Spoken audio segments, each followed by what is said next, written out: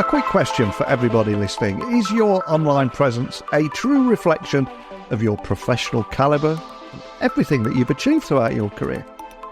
Because in today's digital age, personal branding is not just an option, it's a necessity. And you probably want to invest more time in building that personal branding, especially in this period of economic uncertainty and not knowing where the job market is heading. But you don't have time, or you don't have the skills, or perceive you don't have the skills, and AI might scare you. Well, these are just a few of the myths that I want to completely shatter today here on Tech Talks Daily, because I'm going to be talking with the dynamic founder of Criya, a platform at the intersection of AI and personal branding. In a nutshell, it will make your life a lot easier. If you're a regular listener, you'll know by now I'm not just about the technology. I'm not just about solving real-world problems with that technology. I also want to wrap it all up in a fantastic and inspiring founder story and origin story, and keep delivering that message that technology works best when it brings people together and that human side of the tech industry. And my guest today is a testament to determination, innovation, the art of personal branding. And from her roots in India to a first-generation immigrant in the US to leading a YC-backed startup, Deb's story, trust me, is nothing short of inspiring. But here in 2024, her venture is revolutionizing how professionals showcase their talents, ensuring that they are seen by the right people at the right time.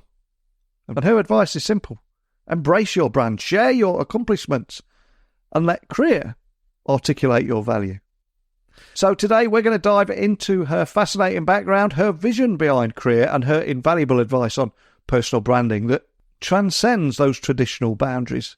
Whether it's leveraging AI to craft your online persona or serendipitously meeting a mentor, her insights are a real goldmine for anyone looking to elevate their personal presence. But most of all, she's just a lovely person and an inspiring person to spend 30 minutes with. So buckle up and hold on tight, because no matter where you are in the world, I'm going to be beaming your ears all the way to San Francisco, where Deb is waiting to share her story. So a massive warm welcome to the show. Can you tell everyone listening a little about who you are and what you do? Hi, Neil. Thank you for having me on the show. My name is Deboshree Dutta. I go by Deb. I'm the founder and CEO of Criya. We're a Y Combinator and venture-backed AI tech startup where we bring your professional brand to life in 20 seconds with AI. So that's really what we do. I mean, think about it. You just type in a couple of keywords, answer a couple of questions, and we'll spin up a stunning sort of like a web collateral for you that you can easily start to edit and share around.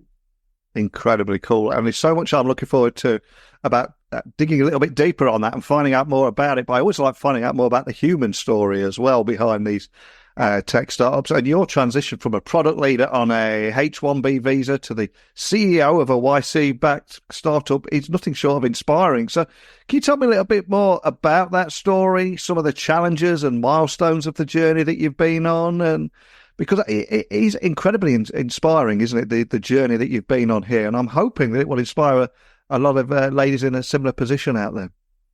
Thank you. And thank you for kind of broaching this. It's such an important part of my journey. So I am a first generation immigrant to the United States. But like I've been a computer nerd since when I was a little girl. So I came to Carnegie Mellon, studied computer science, and then I started my career as an engineer at Microsoft.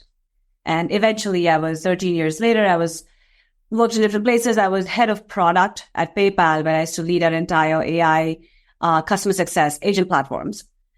So, but like I come from a middle class home back in India. So my American dream was pay off my loans and hopefully be able to send money back home and start working toward a more stable life. So entrepreneurship is totally entrepreneurship found me. I didn't go looking for it, but it's been very challenging as a female founder who doesn't have, it's hard enough to build a startup. And it's hard enough to be an immigrant. It's hard enough to be female. And I'm like, let's throw it all in together. Let's be a woman of color. And then let's go start this startup. So it's been a rough ride, but I think I've been fortunate to have met some of the most valuable mentors and folks who guided me through this journey. And I think a huge part of how and why I started Criya actually has to do with the journey that I've been on and what's led me to my successes, if you may.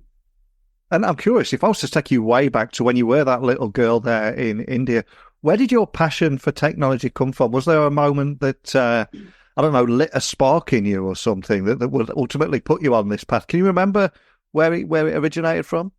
I ask this question a lot, and it's weird. I don't think I was ever, like, I always say that I'm a computer nerd, but actually the reality is I'm a nerd. Yeah. And I'm also, I think my passion is actually in my creativity. I love creating things. So from a young age, I love to create visual things. That has been my thing. So it's not just with computers. I do a lot of DIY projects at home. I will never pay someone to paint my house. I will literally choose the colors, do the design. I love to do things with my hands. And I think computers and like algorithms and so on, like really what it enables you to do is go create things, go craft cool new things and see what comes out of it. So that's really my thought. It's not like I'm a technology nerd by any means. It's more so I get to go try something out and let's see what comes out. And that's really what's been my passion. Love it. And fast forward to 2024, raising over $5 million in VC funding in just 14 days is a significant achievement for any founder, even more so for a woman in tech. And the reason I say that, we've covered a lot on this show, the lack of funding in female founders. And I always try and do a little bit to try lift women up in the industry. It's so important. But I'm curious, what strategies did you employ to secure that funding, and what advice would you give to those other female founders seeking venture capital that could be listening to this conversation anywhere in the world? Yeah, so in a nutshell, really what helped me is realizing, and it doesn't happen overnight, right? Like realizing that at this stage, an investor is investing in you. It's your resilience. It's your successes. It's basically proving to the investor that your idea and your business is not where it's going to be. Like this is going to evolve, take shape, and so on. So don't get obsessed about the product or the business. It's really how you show up and helping the person on the other hand have confidence and trust in you, because they're going to invest from hundreds of thousands to millions over time. They have to trust you to be able to put that to good use. So you really need to look at it in that angle. It took me some time to come up to it. So like initial days, when I was just testing the waters and so on, I would keep leading with, here's what I'm doing in Criya. And there were a few angel investors who I spoke with who actually gave me feedback like, Deb, like, great idea. We love it, but we want to hear about you, your story. So that's a huge thing. And by the way, like that's really what we do at Criya, right? Like when I first coded the first version of Criya, it really was to alleviate that. It's everyone's going to Google you today. An investor is going to Google you. A hiring manager is going to Google you. A customer is going to Google you. You have probably 10 seconds to make an impression, like realistically.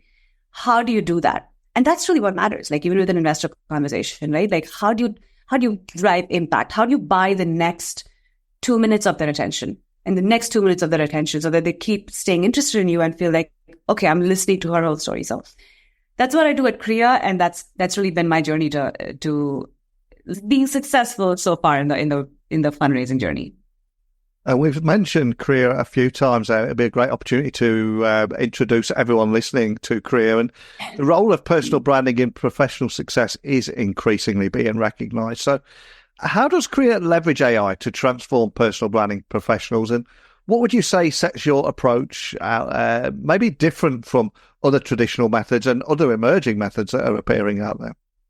100%. So listen, like I said, let's start with my journey and why this came to me, right? So I coded the first, while I was still in tech, I was working at PayPal and so on. I got on the Instagram train 10 years ago and I grew to 170,000 followers. I started getting a lot of folks reaching out to me, asking me for advice. And like, Deb, how did you do this? And I started doing a lot of public speaking, writing for Forbes and so on. And so I've always been a side hustle, side gig kind of gal. And I never did it for like the purpose of monetization. I was very satisfied with my day job and so on. This was just a hobby. Yeah. But I actually coded the first version of Criya really as a way for me to showcase these other amazing things that I do, because I'm growing on Instagram, but it's picturesque and I have to respond to DMs. And if I want to pitch at a speaking event and so on, right? Like I don't have a version of me that's easy to share unless I go off and build a website and then write the copy and so on. So I go to the first version of Criya, and as I started to use it, I was like, I put it out there. I remember I had like 50 bookings, people trying to book me for my time on my web, on like this portal that I put out. I said, I can't be the only one. I'm pretty sure everybody else wants to do this too. Yeah. So that's when I turned this into what it is. And like my whole objective is, like I said, everyone's going to Google you. This is 2024. And if you show up just with like pictures with your dog or your kids, great. They understand the type of human you are, but they don't understand the type of professional you are. So what we do is you can enter a LinkedIn URL and answer a couple of questions, and it will spin up a stunning personal brand website for you with recommendations for your content. For example, I'm doing a podcast today. I want to add this. This is part of my brand. I'm a public speaker. I want to add this. So like quickly jump on your mobile and add this within your portfolio. So, and we go beyond a personal website, right? Like we're looking at it as shaping the future of professional excellence. So we go beyond just a personal page. You can key in a couple of keywords that we can spin up a pitch deck for you if you're going to go fundraising. If you want to share like social proof or like testimonial videos and stuff about the successes that you've had. Couple of keywords, it spins it up for you.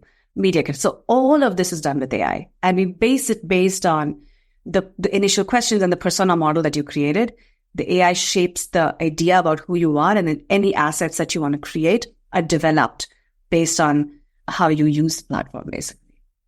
It's incredibly cool. And I suspect we will have people listening all over the world that want to do all that stuff. But things like building a website, creating the copy, that's the stuff that high-end professionals just haven't got the time, the luxury of time and the skills to sit down and do all that stuff. So I can understand its appeal here. And you've already got over 1,000 high net worth individuals that are utilizing Criya's services. And are you able to share a success story just to bring this to life and exemplify the transformative power of your coaching and AI toolkit in personal branding? Is there anything you can share around that?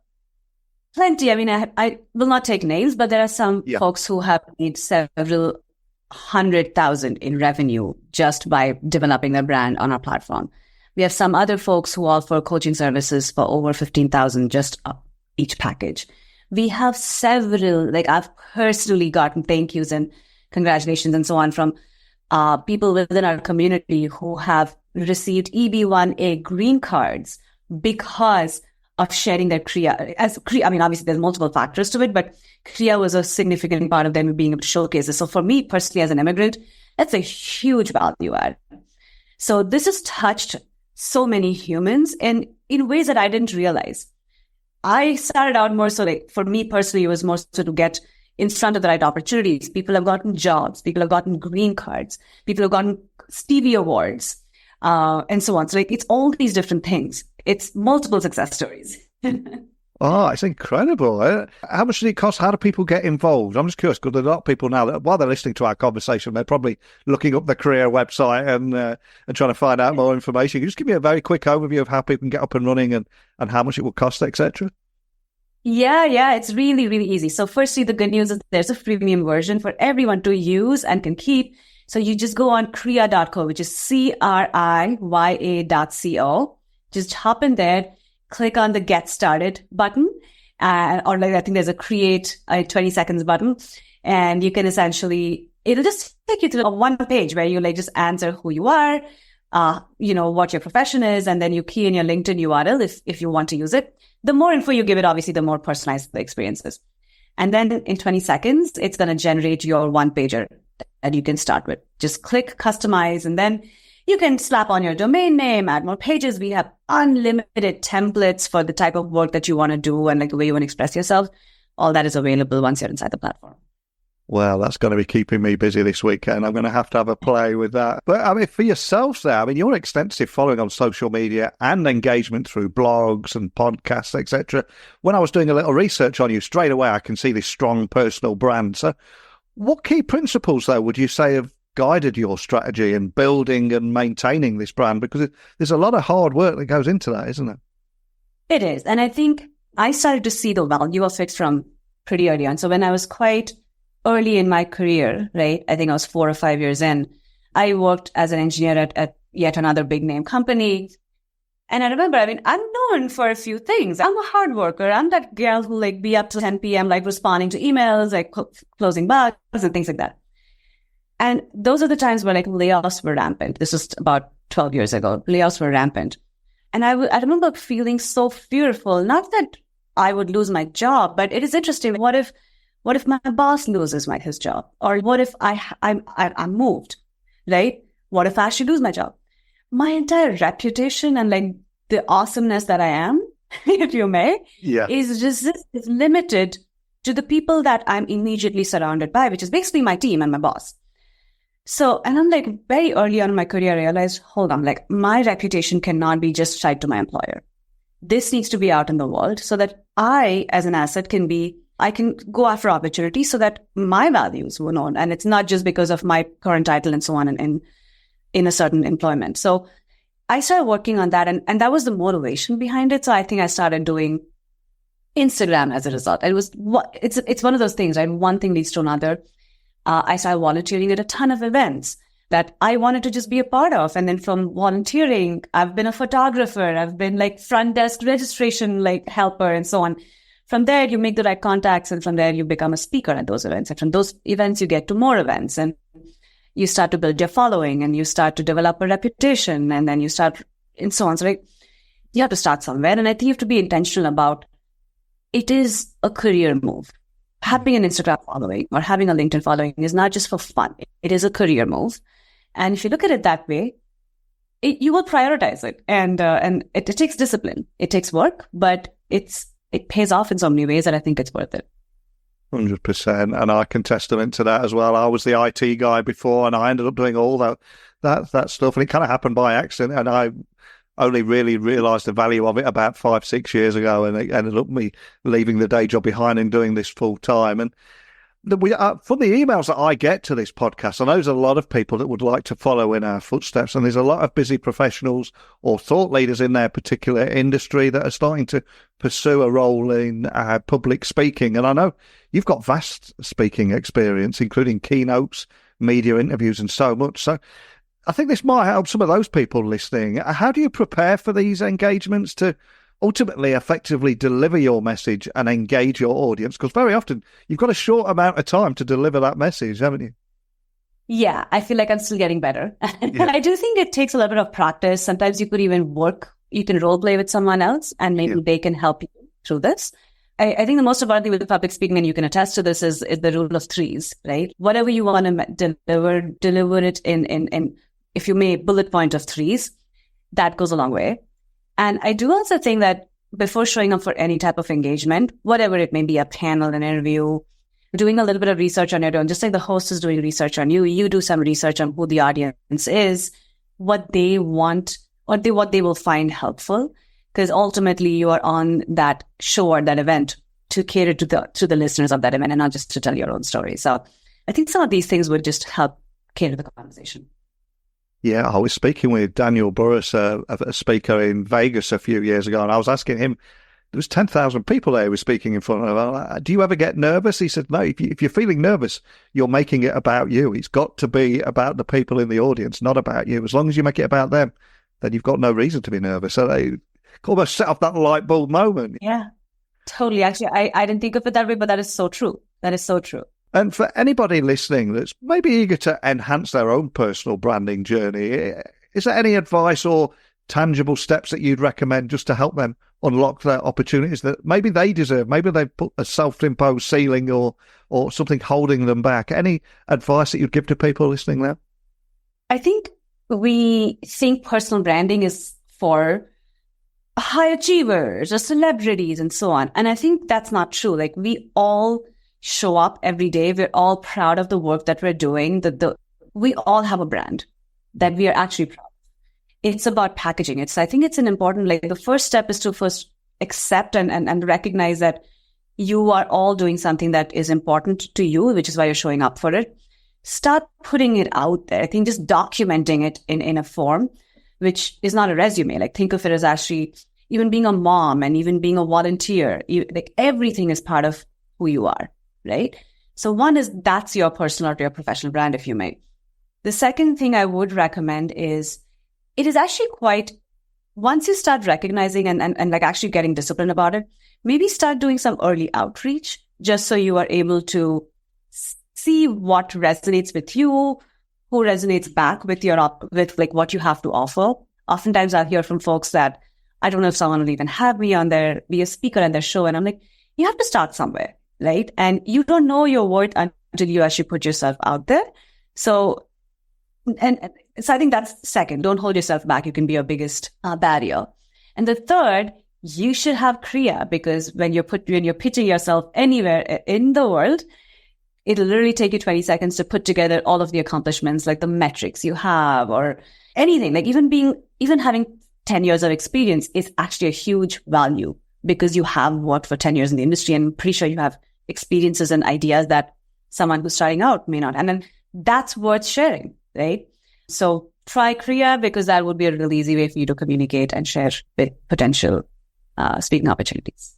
Fantastic advice. And we began that conversation today talking about your origin story as a small girl in India, how you fell in love with technology and the path that you've been on. But of course, none of us are able to achieve any degree of success without a little help along the way. So I'm curious, was there a particular person or someone that maybe saw something in you, someone you're grateful towards, or a serendipitous moment, or anyone that you're grateful towards that has really played a key role in your career? Who would that person be and why? It'd be great to give them a little shout out today. I feel like it's almost unfair to say that there's just one. Yeah. I mean, obviously my family, my husband, the support system that I have, my investors have played a huge role. But I do want to share this one story just because it's such a fascinating story for me. I was still at PayPal at the time. I was meddling around with Criya, just getting it off the ground. I had some early traction, and I got an email in my inbox from TechCrunch saying, "Hey, TechCrunch Disrupt is this September," and I think it was March. "And do you want to apply to be on the TechCrunch Disrupt?" There was something called Startup Alley, like it was like a startup battle thing. I was like, "What the hell?" And I applied to it. I got picked out of, I don't know, like I was one of 15 to pitch on that Startup Alley, whatever, the stage. And it was COVID days. So the whole thing was remote. And come September, I'm here, I'm like on the Zoom call, and I'm trying to pitch. And I ended up meeting the most incredible possible investors, advisors, and so on. And one of them is Deanna Brown, who has now become a full-time advisor. So I met her 2.5 years ago, randomly pitching. I wasn't even a full-time startup at the time. Like, she just took an interest in me, and we kind of stayed in touch, just keeping her updated. She'll keep me updated. Today, she's an advisor. She hops on calls with me, helps us with go-to-market strategies. Like, I literally texted her just yesterday saying, I have some ideas. Can we hop on a call? Like, we brainstorm all the time. Like, you would typically think that your mentors and your advisors will come from within your circle, and you've already known them and so on. Who knew? Firstly, like, I was not even building a startup, and I pitched TechCrunch, which was in March, till I quit by May, and by September I was raising capital. So the whole thing just came together. Sometimes you just have to take the right action, and the right people will show up in your lives. And I'm so grateful for the support, the encouragement, and just being like such a wonderful confidant. So shout out to her. Wow, what an amazing story. And the reason I always ask that question, I think it's so important that these people that play such a pivotal role in our careers, that were probably blissfully unaware just how much of an impact they've had on us. It's so good to give them a shout out. And for anyone listening that would just like to find out more information, get playing with the platform there, like I'm going to be doing this weekend, or maybe they want to contact you or your team. Where would you like to point everyone listening? So you can find Criya at Criya.co. That's Criya.co. And if you ever want to get in touch with me, you can always find me at deb.criya.ai. That's deb.criya.ai. Well, thank you so much today for not only sharing tangible next steps for anybody listening to leverage technology, leverage AI to get their professional brand a good old-fashioned kickstart there that enables their career path and helps them seek opportunities they deserve. That stuff is priceless, especially where a lot of people are fearful of AI. I think my advice to anybody listening would be go and have a play, go and see what you can create there, and let me know what you managed to do. But more than anything, thank you for taking the time to sit down with me, share your inspirational story that you've been on. I really appreciate your time. Thank you so much. Thank you so much, Neil. This was such a pleasure. Thank you for having me. So as we wrap up today's enlightening conversation with Deb, I think it's clear that personal branding is much more than a static online profile. It's actually about narrating your professional journey in a way that resonates and opens doors to opportunities that you deserve. And please take inspiration from Deb's journey, from a product manager to a CEO to her success harnessing AI for personal branding, and her strategic advice offering you a blueprint to make your mark. So Deb, huge thank you again for sharing your incredible journey and insights with us today. And over to everybody listening, I'm putting the microphone in front of you now. Remember, the digital world is essentially your stage. And it's a journey that I've taken as well. I was in IT for 20 years before I went into the world of tech journalism and tech podcasting every single day. So if there's anything I can do to help as well, again, let me know. So, over to you. Have you considered how AI could amplify your personal brand? I'd love to hear your thoughts, stories, and everything in between around personal branding and how you're using technology to improve that. So, email me, techblogwriter@outlook.com. You get me on Twitter, LinkedIn, Instagram, just @NeilC.Hughes.